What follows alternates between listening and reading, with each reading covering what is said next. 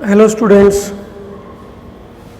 Last class में हमने hydrogen spectrum के बारे में स्टडी किया था कि हाइड्रोजन स्पेक्ट्रम हमारा क्या होता है कि जब एक हाइड्रोजन गैस से भरी हुई ट्यूब को हम लोग गर्म करते हैं तो उसमें से कुछ लाइट जो है अपने को दिखाई देती है, निकलती हुई कुछ लाइट अपने को उसमें से दिखाई देती है और उस लाइट को अपनों ने बामर सीरीज के अंदर रखा क्योंकि वो विजिबल लाइट होती है, अपने को दिखाई देती है। लेकिन जब स्पेक्ट्रोस्कोप से हम लोग देखते हैं तो उस टाइम हमें और भी वेव्स इसमें से निकलती हुई दिखाई देती हैं। ठीक है, स्पेक्ट्रोस्कोप से जब हम देखते हैं, स्पेक्ट्रोस्कोप वो इंस्ट्रूमेंट होता है जिसकी मदद से हम देखते हैं कि किस किस वेवलेंथ की रेडिएशन निकल रहे हैं। तो जब उन इलेक्ट्रोमैग्नेटिक वेव्स को एनालाइज किया जाता है तो अलग अलग बहुत सी वेव्स उसमें से निकलती हैं। उन वेव्स की वेवलेंथ के अकॉर्डिंग उनको अलग अलग सीरीज में लिखा जाता है। जो 5 सीरीज है मेनली वो कौन कौन सी हैं? Lyman series, बामर series, पाश्चन series, Brackett series और फुंड सीरीज।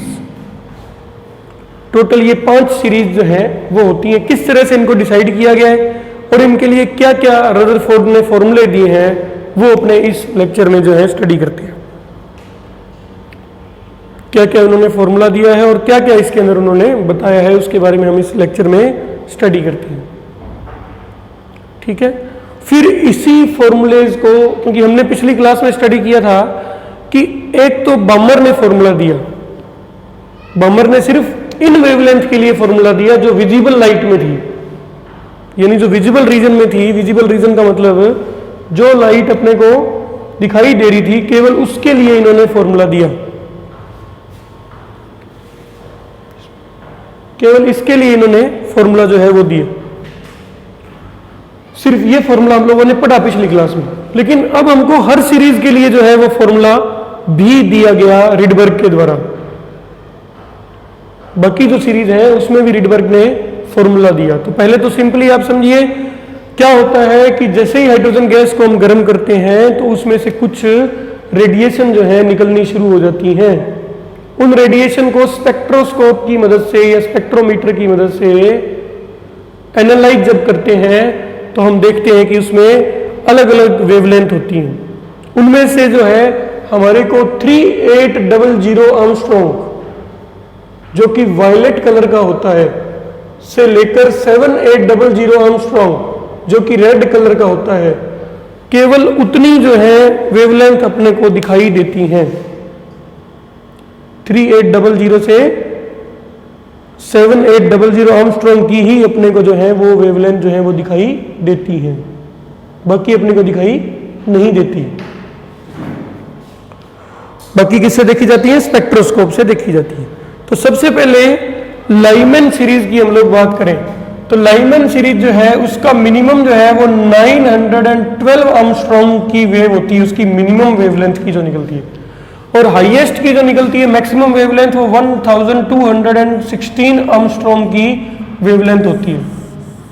Minimum 912, maximum 1216 Armstrong.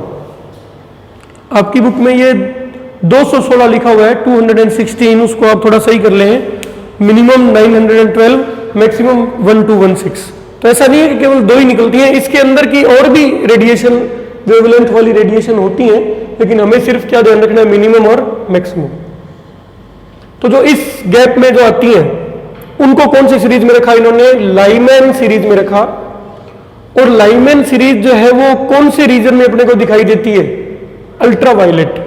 अगर किसी भी रेडिएशन का जो या वेव्स इलेक्ट्रोमैग्नेटिक वेव का वेवलेंथ जो है वो 3800 से कम हो, लेस देन 3800 यदि हो तो उसको हम बोलते हैं अल्ट्रावायलेट रेज।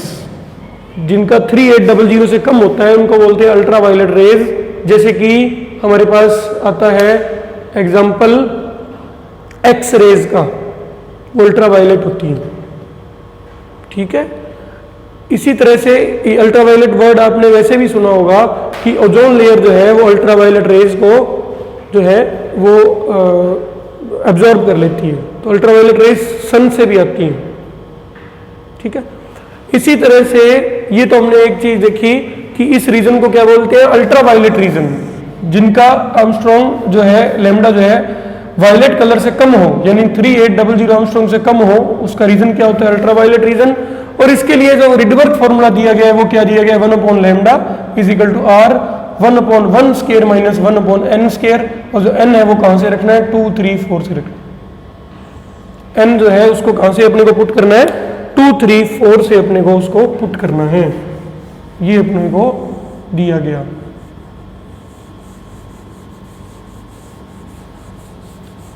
ठीक है। Second, बामर series. बामर सीरीज, जो बामर सीरीज है वो विजिबल और अल्ट्रावायलेट रीजन में आती है। विजिबल और अल्ट्रावायलेट रीजन का मतलब कि कुछ वेव्स इसकी विजिबल लाइट में आएंगी, कुछ आएंगी अल्ट्रावायलेट।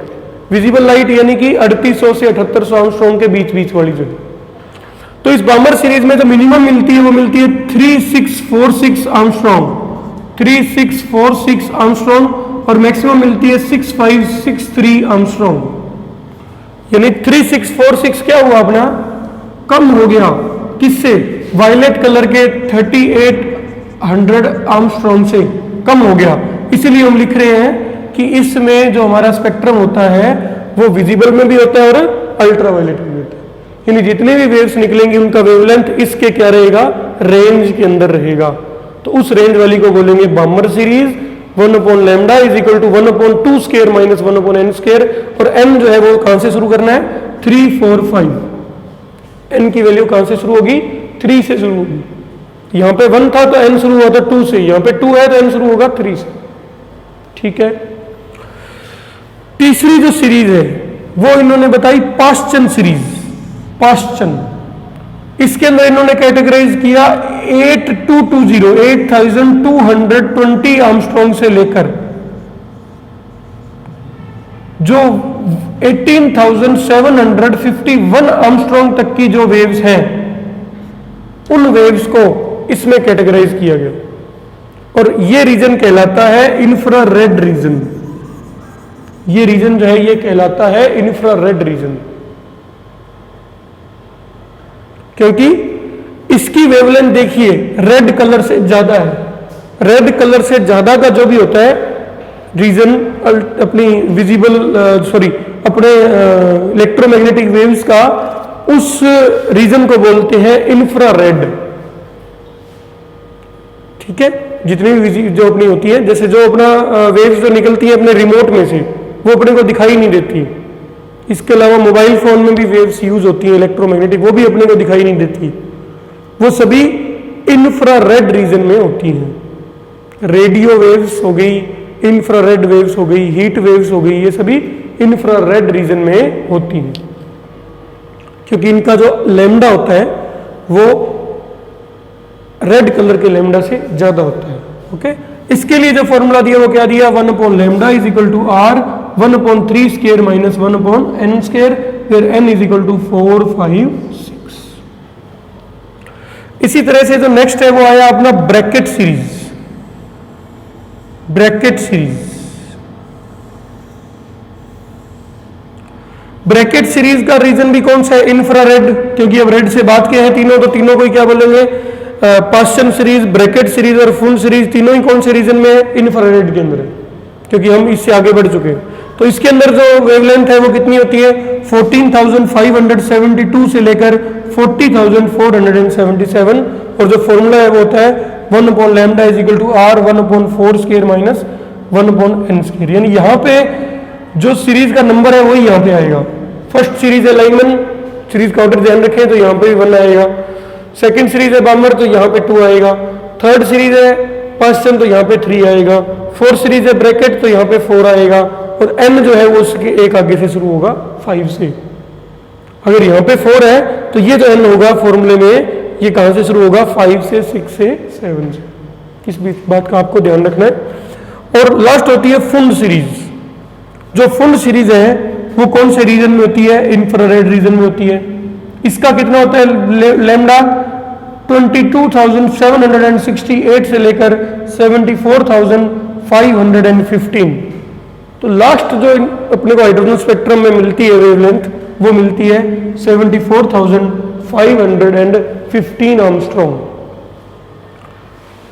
ठीक है, 75,415 आर्मस्ट्रॉन्ग। ये बुक में आपको डेटा जो है वो गिवन है। इसका रीजन भी कौन सा होता है? इंफ्रारेड होता है। और इसके लिए फॉर्मूला क्या है? 1/λ is equal to r 1/5 square minus 1/n square, where n is equal to 6, 7, 8। इस तरह से, where n is equal to 6, 7, 8। तो इस तरह से हम सभी सीरीज को जो है ध्यान रखें। जो एग्जाम है, एग्जाम के अंदर अपने को क्वेश्चन पूछा जाता है कि हाइड्रोजन स्पेक्ट्रम की कौन सा ऐसा सीरीज है जो विजिबल लाइट में अपने को दिखाई देती है? तो आंसर है बामर सीरीज। बामर सीरीज अपने को विजिबल के अंदर दिखाई देती है। ऐसी कौन सी सीरीज है जो अल्ट्रावायलेट रीजन में होती है? आंसर है लाइमैन सीरीज। ठीक है, बाकी ये उनकी वेवलेंथ है, कोशिश कीजिए भी ये भी याद हो जाए। ठीक है, और ये उनके फॉर्मूलाज हैं। ये फॉर्मूले में के अंदर कैसे ये फॉर्मूला डिराइव हुआ, ये बोर मॉडल से अपने इसके एक्सप्लेनेशन के अंदर इस चीज को अपने स्टडी करेंगे कि बोर मॉडल से कैसे ये फॉर्मूले क्या हुए, डिराइव हुए। ठीक है, उसको अपने इसके अंदर स्टडी करेंगे। बोर मॉडल से हम लोग कैसे इन फॉर्मूलाज को डिराइव करेंगे। ठीक है, देखिए आगे।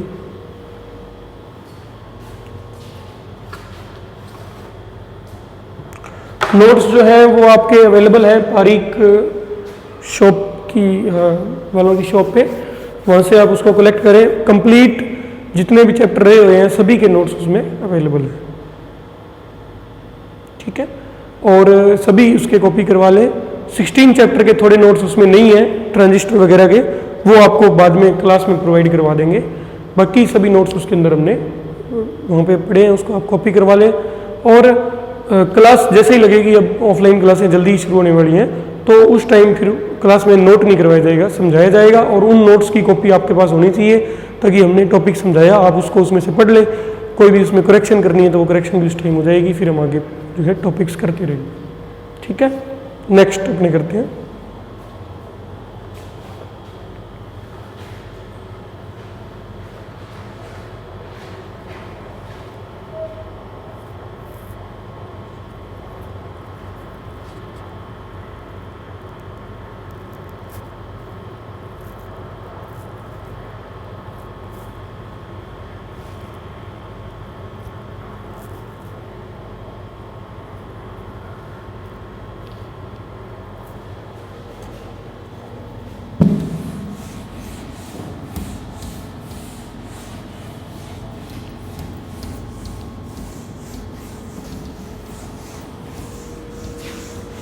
आज की क्लास में अपने जो है वो एक टॉपिक और पढ़ते हैं, और वो टॉपिक है एक्साइटेशन एनर्जी।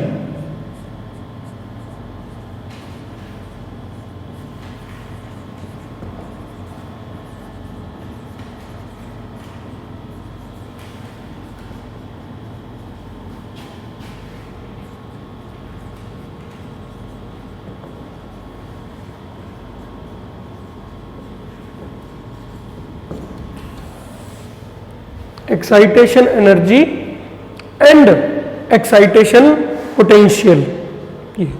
हालांकि इससे पहले जो अपना टॉपिक है वो है बोर मॉडल से हाइड्रोजन स्पेक्ट्रम को डिराइव किया हुआ है, रिडबर्ग फॉर्मूले को समझाया हुआ है।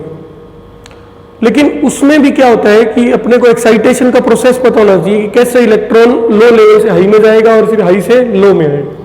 इसलिए पहले मैं ये टॉपिक ले रहा हूं क्योंकि वो आज के टाइम स्लॉट में भी पूरा हो जाएगा ये, और साथ साथ वहां पे ये यूज भी होगा। ठीक है, तो इसलिए मैं थोड़ा एक टॉपिक आगे पीछे थोड़ा कर रहा हूं। बोर मॉडल वाला आगे आएगा, बोर मॉडल से हाइड्रोजन स्पेक्ट्रम का एक्सप्लेनेशन, और ये थोड़ा सा पहले आएगा। तो एक्साइटेशन एनर्जी क्या होती है पहले आप इसको समझिए। हमारे पास में हमने पढ़ा कि ये अपना न्यूक्लियस है, इसके अराउंड इलेक्ट्रॉन फर्स्ट ऑर्बिट में है, सेकेंड ऑर्बिट में है, थर्ड ऑर्बिट में हो सकता है। हालांकि ग्राउंड स्टेट में इलेक्ट्रॉन कहां पे रहेगा? फर्स्ट ऑर्बिट में ही रहेगा, और इसकी एनर्जी रहेगी -13.6 इलेक्ट्रॉन वोल्ट, और इसकी एनर्जी रहेगी -3.4 इलेक्ट्रॉन वोल्ट, और इसकी एनर्जी रहेगी -1.5 इलेक्ट्रॉन वोल्ट। -1.5 इलेक्ट्रॉन वोल्ट, ये हमने स्टडी किया हुआ है पहले एनर्जी लेवल डायग्राम के अंदर भी। अब देखिए, अगर इसका मीनिंग क्या है कि अगर इलेक्ट्रॉन इससे इसमें आ जाता है तो उसकी एनर्जी इतनी हो जाएगी। तो हायर एनर्जी लेवल कौन सा है? ये, क्योंकि माइनस के अंदर जो छोटी वैल्यू होती है वो उतनी ही बड़ी होती है। ये ग्राउंड स्टेट है, ये फर्स्ट एक्साइटेड स्टेट है और ये सेकंड एक्साइटेड स्टेट है। ठीक है, तो अगर हम इसको एनर्जी दे दें कि हम इलेक्ट्रॉन को n = 1 ऑर्बिट से n = 2 ऑर्बिट में लेके जाएं, तो हमें कितनी एनर्जी देनी पड़ेगी? तो हमें कितनी एनर्जी देनी पड़ेगी? Del E, that will be equal to E2 minus E1, del E this will be equal to -3.4 -13.6 minus इसके आगे साइन आएगा, so it will be 10.2 electron volt del E। ये जो यहां से इलेक्ट्रॉन को अगर हमें यहां भेजना है तो हमें क्या करना पड़ेगा? एनर्जी देनी पड़ेगी। इसको कितनी एनर्जी देनी पड़ेगी? 10.2 इलेक्ट्रॉन वोल्ट एनर्जी अपने को देनी पड़ेगी। कैसे निकाला हमने? क्योंकि इसका एनर्जी लेवल अपनों ने फाइंड किया हुआ है पहले डेरिवेशन में, और इसका भी फाइंड किया, तो दोनों का डिफरेंस जो है उतनी एनर्जी अगर हम देंगे तो यहां से यहां आ जाएगा। और बोर मॉडल ये कहता है जब ये यहां से वापिस यहां आएगा तो उतनी एनर्जी ये वापिस से रेडिएशन के रूप में लूज करेगा। तो ये एनर्जी किस किस फॉर्म में दी जा सकती है? ये एनर्जी एक तो हीट की फॉर्म में दी जा सकती है कि हमने हीट दी तो वो यहां से कहां उठ गया? इसमें चला गया। अगर उसको 10.2 इलेक्ट्रॉन वोल्ट एनर्जी मिल गई तो वो इस स्टेट से इस स्टेट में चला गया। ठीक है, इस एनर्जी को बोलते हैं फर्स्ट एक्साइटेशन एनर्जी। क्या बोलते हैं इसको? First excitation energy.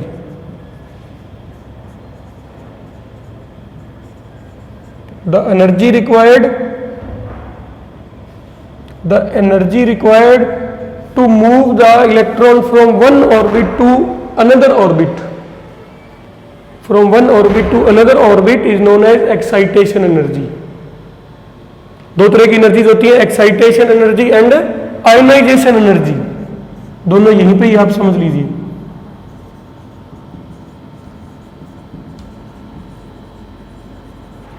Excitation energy होती है एक स्टेट से दूसरी स्टेट में ले जाने के लिए जो एनर्जी रिक्वायर्ड है उसको बोलते हैं एक्साइटेशन एनर्जी, यानी एक ऑर्बिट से दूसरे ऑर्बिट में लेके जाएंगे। ठीक है, और इसमें अगर फर्स्ट से अपने सेकंड में लेके जाते हैं तो उसको बोलते हैं फर्स्ट एक्साइटेशन एनर्जी। फर्स्ट से अगर अपने थर्ड में लेके जाएं तो आप देख सकते हो यहां पे डेल ई की जो वैल्यू आएगी वो आएगी -1.5 -13.6। तो इसको सॉल्व करेंगे तो डेल ई की जो वैल्यू आएगी वो आएगी अपनी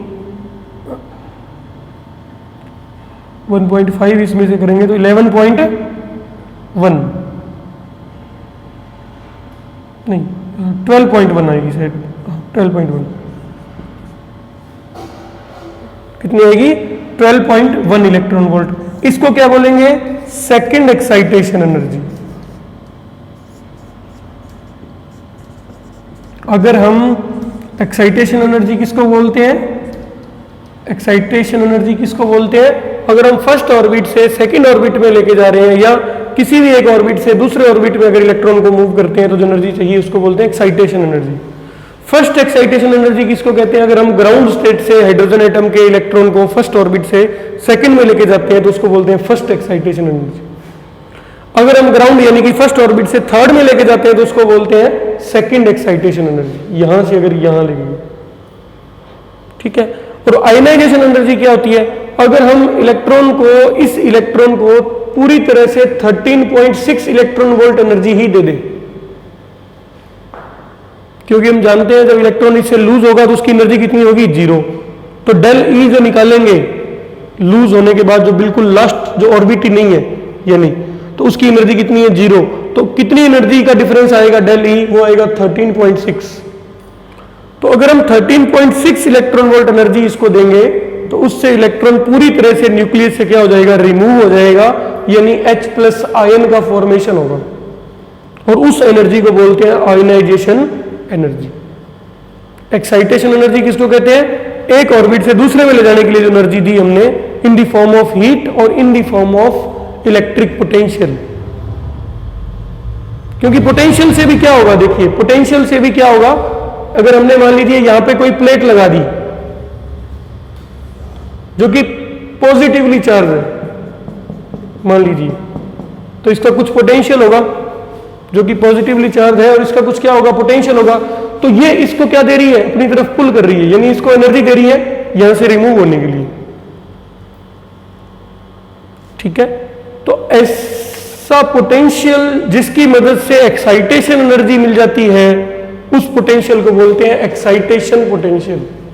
the value of potential by which the value of potential difference by which electron move from one state to another state is known as excitation potential.